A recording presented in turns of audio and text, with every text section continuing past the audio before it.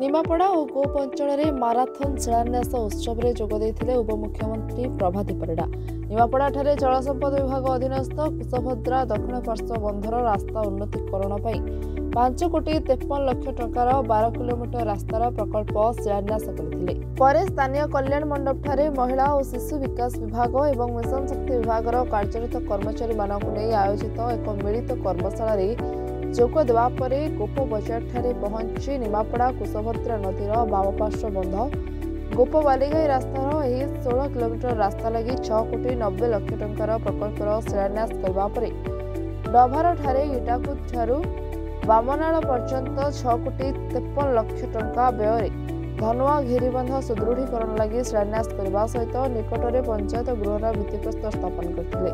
এই कार्यक्रम ब्लॉक उपाध्यक्ष बनरंजन पट्टनायक जिला परिषद सभ्य प्रमोद राय प्रमुख उपस्थित थे।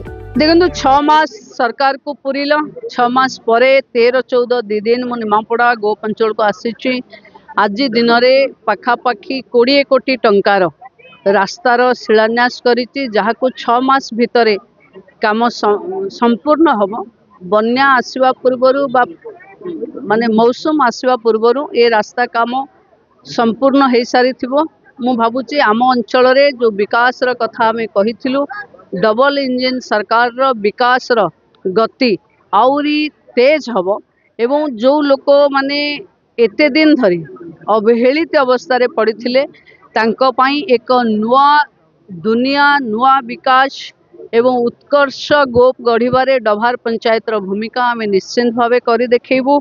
गोपबंधुंकर कर्मस्थली एटा पर्यटन विभाग मंत्री मु याकू पर्यटन स्थलीर मान्यता दवापाई आमे भरपूर चेष्टा करूँ। देखो धनुआ नदीर स्थायी प्रतिकार आमे गोटे उच्च स्तरीय अपील मु करी आज केन्द्र भी किसी अधिकारी आसिचंती राज्यर अधिकारी मानक उपस्थित रे मु प्रिंसिपल सेक्रेटरी को कही जहाँ आम अंचल नदी बहुत ताकू नहीं केंद्र आम लोकंकर अर्थनैतिक क्षति न होई विकास हम तार एक योजना पारित होउची।